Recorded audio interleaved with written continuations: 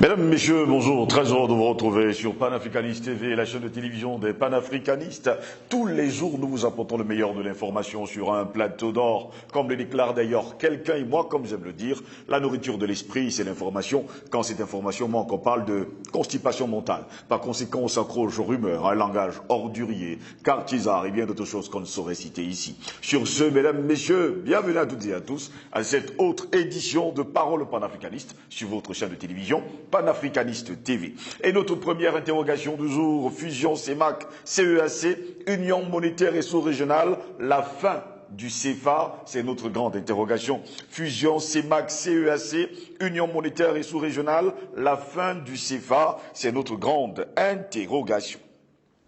Eh bien, mesdames, messieurs, la fusion entre la Communauté économique des États de l'Afrique centrale, en abrégé CEEAC, et la Communauté économique et monétaire de l'Afrique centrale, la CEMAC, est une option qui vise à faire sauter les verrous qui plombent le sentiment communautaire, qui ruinent les économies locales et font de l'Afrique centrale le centre mou de l'intégration africaine. Le Gabonais Daniel Onaondon, président de la commission de la CEMAC, ne semble pas pour autant rassuré au regard de certaines réticences et tendances hégémoniques perçues jusqu'à présent, notamment sur la question de la monnaie commune. Déjà ici et là, sur le continent, des zones monétaires sont en construction, rappelle-t-il, et il estime que l'adoption d'une monnaie commune est un accélérateur inclusif pour l'approfondissement de l'intégration, de la croissance et du développement économique.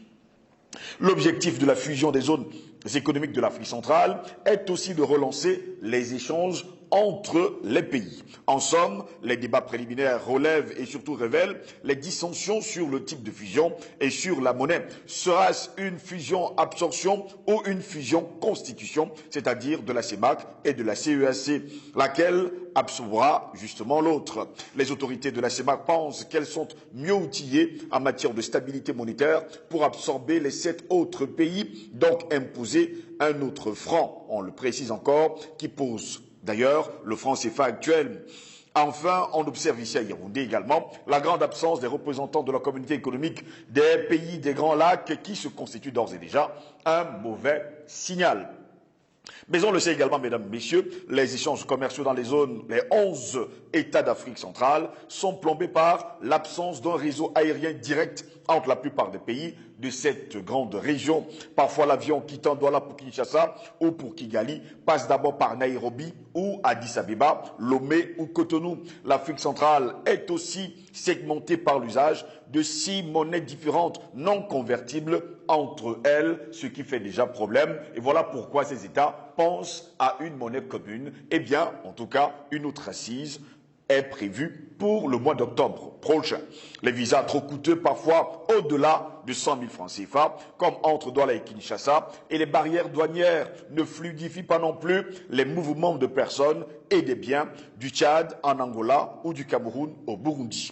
Les États d'Afrique centrale tentent en effet de résoudre ces problèmes d'intégration régionale lors du sommet ministériel qui s'était d'ailleurs organisé du côté de la capitale camerounaise, Yaoundé. D'ailleurs, au sortir, on va le dire comme ça, de ces assises, il a été convenu finalement qu'il y aura une monnaie commune et que dans les jours à venir, précisément en octobre prochain, eh bien, cette zone trouvera un nouveau nom. On ne parlera plus de CEMAC et on ne parlera plus des CEAC et un nom sera trouvé. Et en somme, d'ici décembre 2022, on trouvera justement une monnaie commune. Voilà pourquoi nous nous interrogeons, va-t-on justement vers la fin du franc CFA? Fusion CEMAC-CEAC, Union monétaire et sous-régionale, la fin du CFA. En tout cas, nous nous interrogeons. Pour répondre à nos questions, nous sommes avec Paul Ela, il est économiste et surtout président de African Revival. Paul Ela, bonjour, bienvenue à vous.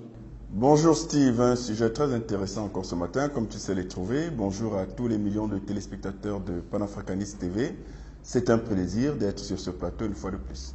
Très heureux de vous avoir, Paul Ela. J'espère que les Pan-African Awards, tout se prépare super bien. Oui, là on est en train de prendre la vitesse de croisière en matière de préparatifs. Et comme tu n'es pas tout à fait à l'écart de ce qui se passe, tu sais très bien que les choses ont pris une vitesse vertigineuse. Et c'est tant mieux parce que les choses se précisent et tout le monde est attendu du 10 au 15 décembre à la maison du parti de Bonanjor pour la semaine panafricaine avec des expositions de biens et services 100% africains, avec des défilés de mode, de vêtements 100% africains, avec des conférences, des ateliers auxquels participeront notamment un certain nombre de panélistes que tu reçois souvent ici. Et puis donc le 16 décembre, le vendredi, la grande soirée des remises des prix. Et donc à partir de 20h à Douala toujours. Et tous ceux qui nous suivent peuvent nous contacter, en tout cas en cas de besoin, que ce soit comme participant ou comme exposant ou comme invité à la soirée panafricaine. Très heureux. On sait également qu'il y aura du beau monde cette année 2022. Ah oui, donc je te vois venir, tu veux quelques noms. Ben écoutez, on a Luc Mbamouté de la NBA, on a Pierre-Edouard Decimus du groupe Kassav, on a Lola Martine, la chanteuse martiniquaise, on a Kalala Moutunde qui revient, on a Théophile Obenga qui a confirmé, on a Bago Balthazar, le percussionniste martiniquais. Donc on a une brochette de personnalités comme ça qui viennent et, comme tu le sais, toi, tu le sais, mais je le rappelle à nos téléspectateurs, l'objectif, c'est vraiment de fédérer toutes les bonnes volontés pour justement rendre à l'Afrique ses lettres de noblesse et célébrer l'Afrique et ses dignes représentants. Une bonne brochette de personnalités arrive et des surprises restent à venir. Des surprises restent justement à venir. Si vous n'avez pas entendu votre nom, c'est parce que la liste est tellement exhaustive et que nous ne sommes pas là pour ça ce matin. Mais on sait également que vous avez confirmé votre arrivée en décembre prochain au Cameroun, précisément dans la capitale économique, Douala. Mais le sujet qui nous intéresse, fusion CEMAC, CEAC, Union monétaire et sous-régionale, la fin du CFA, en tout cas, nous nous interrogeons. Paul est là depuis quelques semaines déjà. Eh bien, il y a eu des tractations autour de cette question. On parle de la fusion CEMAC-CEAC. Et lors de la conclusion des assises qui sont déroulées du côté de Yaoundé, la capitale camerounaise, il a été justement conclu que dans les jours à venir, on ne parlera plus de CEMAC ni de CEAC, mais on trouvera un autre nom. Et justement, d'ici décembre 2022, on trouvera également une monnaie commune. Bonne nouvelle. Excellente nouvelle. Excellente nouvelle. En tout cas, ça ne saurait être un seul effet d'annonce, un seul coup de pub. Ça, c'est impossible. Tout simplement parce que ce sont les plus hautes autorités des pays concernés qui sont engagées. Oui. Et donc, on a envie de dire, et on se doit même de dire et même de constater que les aspirations du peuple commencent à faire leur effet. Oui. Parce que vous savez très bien ma posture personnelle par rapport au franc CFA en tant qu'analyste financier et économiste, mais vous connaissez également les aspirations des peuples africains avertis, oui, éveillés au niveau des consciences, qui savent et qui ont compris la profondeur du mal que leur cause le franc CFA depuis au moins 1945, ça veut dire près d'un siècle. Le franc CFA, c'est la cause, j'aime à le dire, je le soutiens, je le maintiens, n'en déplaise à certains économistes aux intelligences dociles. Le franc CFA est une monnaie nazie qui est la source de tous les malheurs de l'Afrique. Je n'ai pas dit de quelques-uns, de tous les malheurs, parce que l'instrument par excellence de souveraineté d'un État, c'est sa monnaie. C'est tout aussi simple que ça. Et même à un niveau individuel, pour ceux qui ont encore des supputations ou qui hésitent encore à se rendre à l'évidence selon laquelle le franc CFA est un instrument d'asservissement des peuples africains et donc la cause de tous ces malheurs, ils n'ont qu'à prendre un exemple à titre personnel, au niveau individuel. Si j'ai votre argent, Steve, mais c'est moi qui vous commande. Oui. Si c'est moi qui peux vous dire à quel moment je vous donne votre argent, et en partie, de façon partielle, et pourquoi, c'est-à-dire que vous devez justifier à chaque fois. Donc en fait, si je vous tiens par votre bourse, mais je vous tiens pour tout. Donc vous allez m'obéir au doigt et à l'œil, et en réalité, je deviens votre maître. C'est exactement ça. Mais là, c'est pire encore parce qu'il s'agit non pas d'un État, mais de plusieurs États, 14 ou 15 États, qui sont soumis justement à ce diktat monétaire et donc économique de la puissance colonisatrice française. Ce n'est juste pas possible. Et l'annonce, justement, la rencontre des chefs d'État de la CEAC pour justement décider de cette fusion-là entre CEAC et CEMAC est une excellente nouvelle dans la mesure où vous savez très bien que les communautés économiques régionales, lorsqu'elles font fusion, il faut des critères de convergence qui sont transversales, qui sont transversaux, ces critères-là, à tous les pays. Ça veut donc dire en clair, comme ils l'ont annoncé, une cour de justice globale, ça veut dire une monnaie globale, et ça veut dire un parlement global. Mais je vous rappelle quand même que la CEMAC, c'est environ 60 millions d'âmes, donc en termes de population, sur une superficie d'environ 3 millions de kilomètres carrés. Regardez en termes de marché ce que ça constitue d'un point de vue de la réduction des opportunités et du potentiel. Mais quand vous allez à la CEAC et que vous étendez, vous avez 6 600 000 kilomètres carrés de superficie. On est un peu plus du double que la CEMAC. Et vous avez une population de près de 150 à 160 millions d'habitants. On a à peu près le triple. Ça veut dire qu'en termes d'opportunités, en termes de potentiel économique, avec les instruments juridiques, monétaires et parlementaires communs qui seront mis en place, il est évident, s'il y avait encore le moindre doute pour ceux qui ne comprenaient pas, qu'on a tout intérêt à être dans cette zone parce qu'on est encore plus fort, parce qu'on est plus nombreux, parce qu'on a un espace beaucoup plus large et on peut faire prévaloir justement notre dynamique économique d'un point de vue interne et dépendre moins des aléas externes, des chocs extérieurs, comme justement lors du Covid ou lors de la crise ukrainienne, où on pourra être davantage consolidé autour justement d'un certain nombre de pays qui vont partager leurs expériences, leurs savoirs, leurs compétences et leurs biens et services. Il y a pas mal de problèmes qui ont été soulevés justement lors des assises du côté de Yaoundé, la capitale camerounaise. D'ailleurs, il faut faire sauter le verrou de on va le dire comme ça, par exemple, des visas qui coûtent parfois 100 000 francs pour aller en RD Congo. Il faut également parler de la fluidité entre les marchés et surtout faire un marché sous-régional et permettre justement, on le dit comme ça, la circulation des personnes et surtout des biens dans cette zone-là. Absolument, ce sont des préalables indispensables. Écoutez, si vous êtes dans une zone et que une zone économique régionale et que vous ne pouvez pas voyager librement, vous en tant que personne, mais c'est grave. Mais c'est grave parce que vous, en tant que personne, vous n'êtes pas un citoyen lambda. Enfin, vous êtes un citoyen, c'est sûr. Mais chaque citoyen représente un potentiel économique en termes de transactions. Donc, vous êtes un agent économique.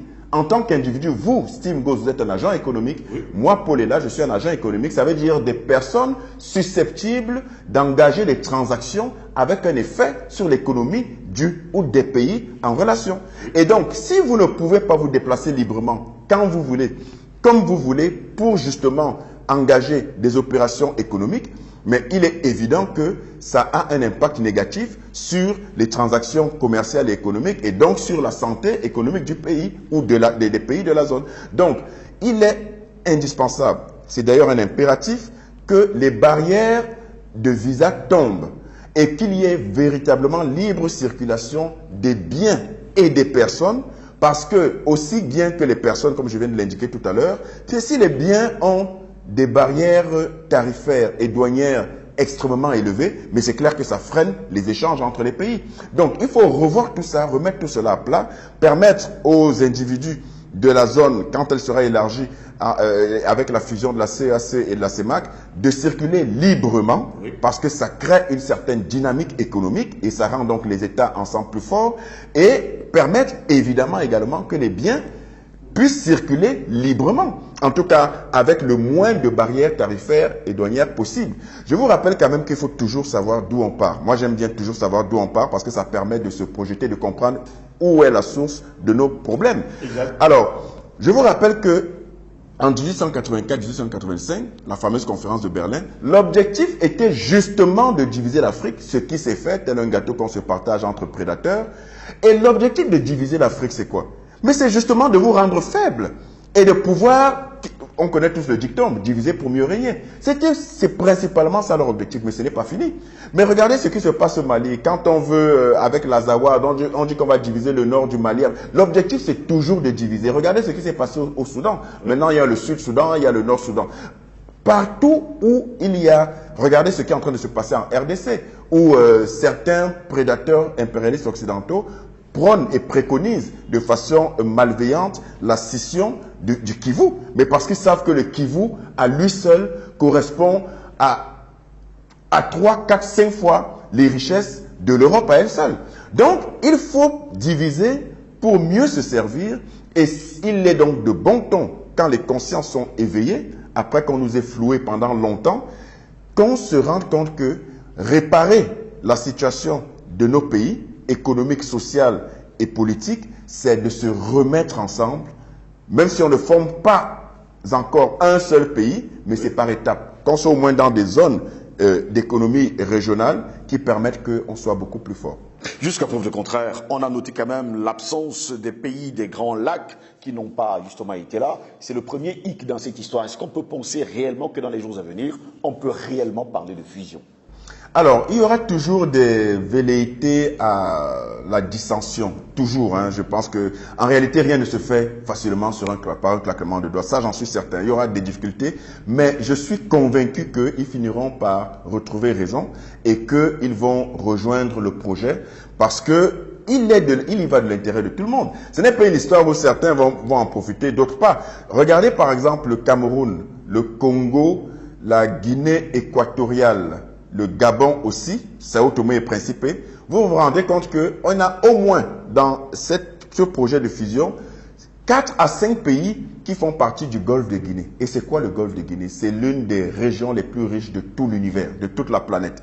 Alors, ces pays-là qui sont enclavés, qui n'ont pas de littoral, comme le Burundi, comme le Rwanda, comme la RDC, je pense aussi, vous vous rendez compte que se mettre ensemble avec d'autres pays, se mettre avec d'autres pays qui justement ont un potentiel que eux n'ont pas et vice versa, parce que eux aussi ont un potentiel que nous n'avons pas, ainsi de suite. Par exemple, la forêt du Congo, c'est après la forêt de l'Amazonie, c'est la forêt la plus riche à tout point de vue au monde. Donc, il y a un potentiel il y a un intérêt à ce qu'on mette nos potentiels ensemble. Donc, je pense qu'ils finiront par entendre raison et je pense aussi qu'il y a toujours, évidemment, il y a toujours des relents de soumis au colonialisme, au diktat impérialiste occidental qui justement sont de mèche avec nos prédateurs parce qu'ils ne pensent qu'à leur intérêt personnel et donc qui vont être des boulets, en fait, qui vont être des sources de rétention à cette évolution-là. Mais je pense qu'ils ne vont pas durer, ça ne va pas mettre dans le feu. Ces gens-là ne vont pas tenir longtemps, en tout cas en termes d'empêchement de la réalisation de ce projet. Il n'y a pas déjà eu une très grande mobilité dans la zone CEMAC? On sait pertinemment qu'il y a pas mal de pays en zone CEMAC, je parle précisément de la Guinée équatoriale, qui n'a pas compris justement le principe de l'intégration sous-régionale. Est-ce que cette même Guinée équatoriale ne pourrait pas être justement un frein à cette fusion dans les jours à venir entre la CEMAC et justement la CEAC? Oui, vous dites bien frein. Un frein, moi les freins ne me font pas peur. C'est les arrêts définitifs qui me font peur. Donc ce projet pourra connaître des freins du fait justement des égos des différents pays, parce qu'il y a ça aussi. La Guinée équatoriale, malheureusement, a des relents d'autarcie et ça s'explique en partie, sans le justifier, par le fait qu'ils ont connu leur boom pétrolier dans les années 90 et que, voilà, on s'est pris un peu la grosse tête, on va dire, et le plaisir de se dire, bon, on a été humilié, on a été à la risée de tous pendant un moment. Maintenant, on a du pétrole. Bon, c'est une façon aussi de rejaillir, en tout cas en termes de fierté. Mais je pense que c'est éphémère. Je veux dire, ces égos personnels et ces fiertés mal placées des différents pays qui veulent rester dans un système d'autarcie, je pense que ça ne pourra pas mettre long feu. Parce qu'il y a des dynamiques, mon cher Steve, il y a des dynamiques que l'histoire même pousse et que personne ne peut empêcher. Et ceux qui se mettront à contre-courant de cette dynamique-là, ben c'est eux qui seront balayés. Et allons-y justement avec la liste des pays de la CEAC. Il y a donc justement l'Angola, le Burundi, le Cameroun, la Centrafrique, le Congo démocratique, le Gabon, la Guinée équatoriale, le Rwanda, Sao Tomé et Principe et le Tchad. Et tout ceci, mesdames, messieurs, fait au moins 230 millions d'habitants. Est-ce qu'ils y pensent? tous les jours. Voilà. Alors, moi, j'étais encore sur les statistiques de 2017-2018. Je parlais de 160 millions. Et justement, on est beaucoup plus que ça, nombreux que ça, c'est-à-dire en 2022. Et c'est encore un argument pour dire il faut se mettre ensemble. Alors, moi, je suis convaincu qu'ils le savent, mon cher Steve. Oui. Ne perdez pas de vue, et ça, je l'ai dit, je le redis, que il y a une résistance au changement qui est, j'ai envie de dire, quasi naturelle. C'est-à-dire que, mais vous connaissez bien le syndrome de Stockholm, vous êtes prisonnier et vous êtes battu longtemps pour être libéré des géoles de votre geôlier, mais au bout d'un certain temps, vous avez tellement perdu vos repères du fait du nombre d'années ou même de décennies que vous avez passé dans les prisons, dans la prison de votre geôlier, que même quand on vous fait sortir, à un moment donné, vous n'avez plus où aller et vous préférez rester en prison. Beaucoup de gens et le syndrome de Stockholm, c'est que finalement, on finit même par être empathique et avoir de la compassion pour son bourreau. Alors, vous avez des gens, mais c'est la vérité, vous avez des gens qui malheureusement, dans cette situation de néocolonialisme qui est préjudiciable de façon extrême aux habitants des pays victimes, mais au bout d'un certain temps, qui ont fini par s'accommoder, par se dire que c'est un peu aussi le mythe de la caverne. Oui. C'est-à-dire que vous n'imaginez même pas qu'il y a une possibilité autre que les ténèbres de la caverne. Et donc, vous ne voyez pas, on vous dit même sortez, il y a la lumière dehors, vous dites non, est-ce qu'on a un problème ici?